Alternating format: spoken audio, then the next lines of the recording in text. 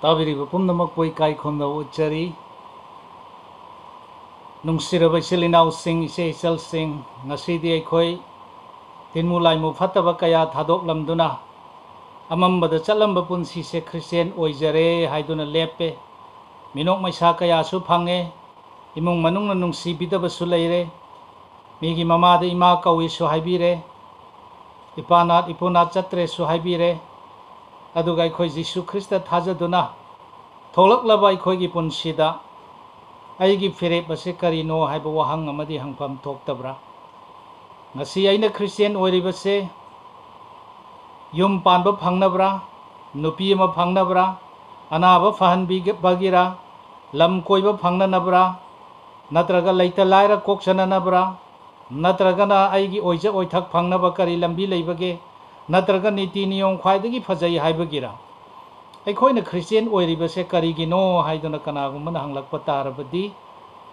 ꯏꯆꯤꯜ ꯏꯅꯥꯎ ꯑꯩꯒꯤ ꯄꯥꯎꯈꯨꯝ ꯀꯔꯤ ꯑꯣꯏꯒꯗꯒꯦ ꯑꯗꯣꯝꯒꯤ ꯄꯥꯎꯈꯨꯝ ꯀꯔꯤ ꯑꯣꯏꯒꯗꯒꯦ ꯃꯁꯤ ꯌꯥꯝꯅ ꯂꯨꯅ ꯈꯟꯐꯝ ꯊꯣꯛꯄ ꯏꯔꯥꯏ ꯂꯥꯏꯅ ꯈꯟꯕ ꯌꯥꯕ ꯅꯠꯇꯕ ꯋꯥꯐꯝ ꯑꯃꯅꯤ ꯑꯩꯈꯣꯏꯅ ꯈꯪꯉꯦ ꯈ꯭ꯔꯤꯁꯇꯤꯌꯟ ꯑꯩꯈꯣꯏꯅ ꯑꯣꯏꯔꯤꯕꯁꯦ ꯍꯌꯦꯡ ꯁꯤꯔꯕ ꯃꯇꯨꯡꯗ ꯊꯋꯥꯏ ꯑꯁꯤꯅ ꯁꯔꯒ ꯑꯗꯨ ꯐꯪꯖꯅꯕꯅꯤ ꯃꯩꯅ ꯆꯥꯛꯂꯤꯕ ꯅꯣꯔꯣꯛꯀꯣꯝ ꯑꯗꯨ ꯐꯪꯗꯗꯨꯅ ꯃꯗꯨꯗ ꯆꯠꯇꯗꯨꯅ han siba leitaba bhut pret aki akhang mayam maraktuda maina sakliba pat aduda khanggadauba do tholage haisu yaroidaba pungning hongge su yaroidaba achumba chatlage haibasu yararoidaba mafam aduda chattaba haibasina Christian oiba aikhoigi punsigi asengba panthung phamni aikhoigi pandamni taibang panbada warabasu naaduna sirabasu taibang panbasida mina usitpidrabasu mina inthok pirabasu chaningai leitaba thakningai leitaba Lazarus kuma punsi oirabasu aikhoigi thawai asibu sargada chatlabadi maha Christian oibagi mahai yalaba mi amani aduna Christian asi aikhoigi icham chamba wahaida mari thokna khaidoktuna yengsi first class Christian second class Christian third class Christian amasung mari suba nominal Christian aduna Christian haibasi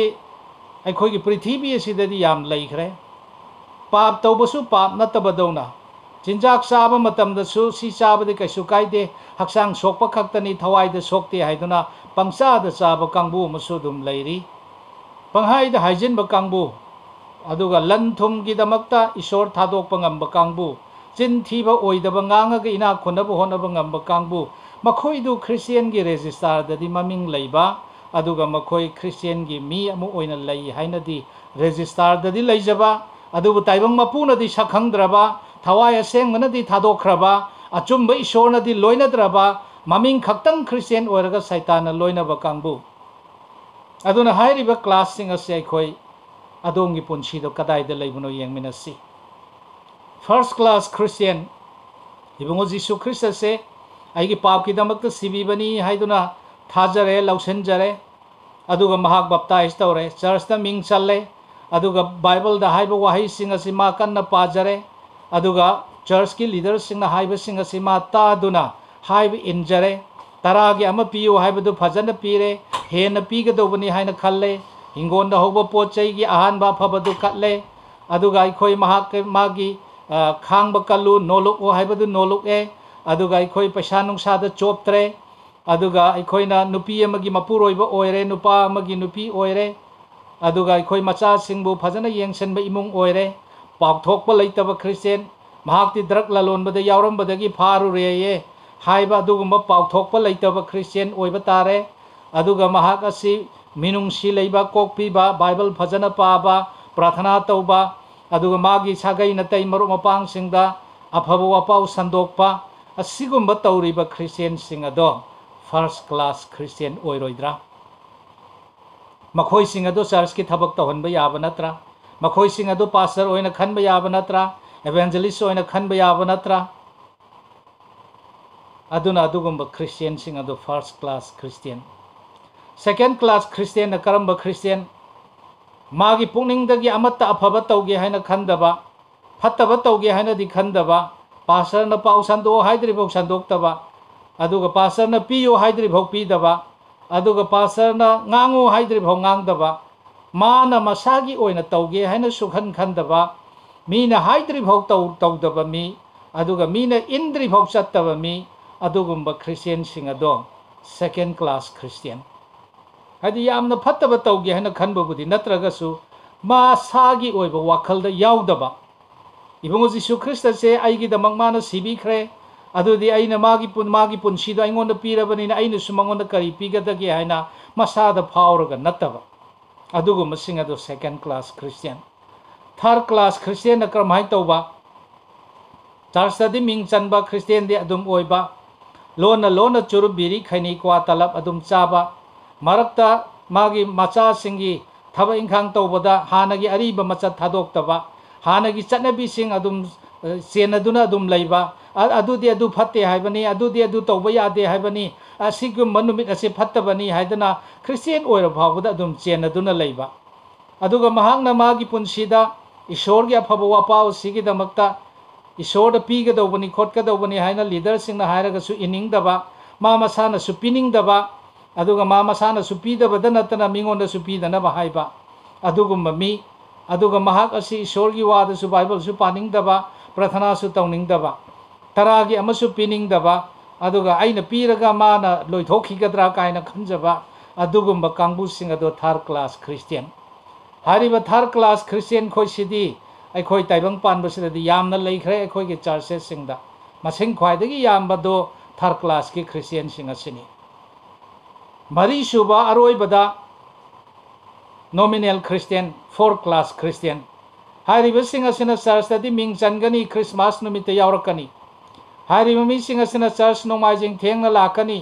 अदुगा मुरुम सोनगनी माना ngangido chummiga chumdega pasarna ngangido sangmalliga tenmalliga मागिदो हाइफम थोइगा थोक्तेगे मरा येतकनी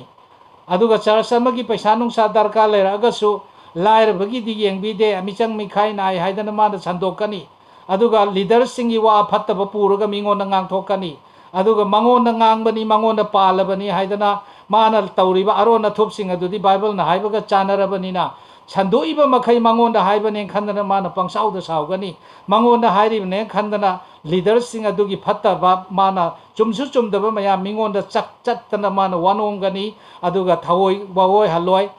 ईश्वर की थबक के दमक पैसा पीसे हैरसु tight पीसे रसु पीफम थोकते अदु तौदे old testament अदु तौबनी न्यू टेस्टामेंट अदु हाइबनी अदु तौबनी अदा तौबनी हाइदना तिनहंदबा अमगा तिनहंदबा इचा भौ वारक ngamdraga migi macha warak pang ngamponte mai macha dum warak ke haidraga mana adumai ngangi do kaino ka haibana chingba adumai na leiba christian ni haiduna leiba sing the four class amasung nominated christian aduni chalina sing adongi punsi do karamba class ta leibage lumbu saba oiribra second class third class nominal lumbu saba da oiribra jisuna hai aigi chindagi sitokani अदुना ईश्वर की वहाई Hebrew दा सुमना हाइरी ईश्वर की वहाई Hebrew chapter 4 की verse 7 दा इबुंगो महाकना असुक कुइना लैरगा दायुत की मपाना हाना हाइखिबगुमना ngasi nakhoi na ibungo mahaki khonjel taragadi nakhoi की पुकनिंग Kalhana बिगनु हाइदुना ngasi हाइबा अरेप नुमित अमा Ibungo महाकना अमुक्का ngakakpi sida haribo hayasi old testament su haikrabo wafamni mana haribse ngasi na khoina ibungo mahaki khonjel taragadi nahaki pukning do kalhallaga leibiraganu fourth class christian oiraga dum leige khalanu third class oiraga leige khalanu second class oiraga leige khalanu hingado ba sengba christian oiduna leirage haina wa lepu pukning kalhan biganu Egypt लेपाक्ता मिना योरंबदगी पुथोरकपा मतमदा लमजाव लमहांगदा लाई मैबुल न नुमिदांगदा लाइसिल न नुंथिंदा मना पिजरगा उचेक सोरबोन पिजरगा अखाब इसिंग थुमहल्लगा लाखिबा मयाम सिंग अदो पुंगनिंग कनबगी मरम न लमहांगदा सियौबगुमना ngasi adongi punsi aigi punsi jisu thajare hairabadi sirabasu chumna lepsi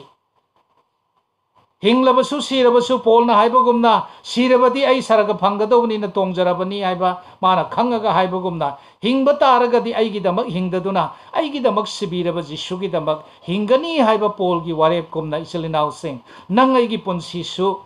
asengba tarang khangna ningba adugumba Kristaga chatminaba thawai asengbaga chatminaba Christian adu oisi Christian oirabadi hingnaba oidrabadi karibu kanagadage aduna first class Christian hingadoba Christian Kristana yaba Christian Kristaga matau tamba Kristagi matau tamba Christian mahaka chatminaba Christian mahaka khomjinminaba Christian adugumba thajaba amado oinanabagidama pukning hongsi pukning kalhangumsi Kristana adongi punsibu ngamhanbiba oirasano amen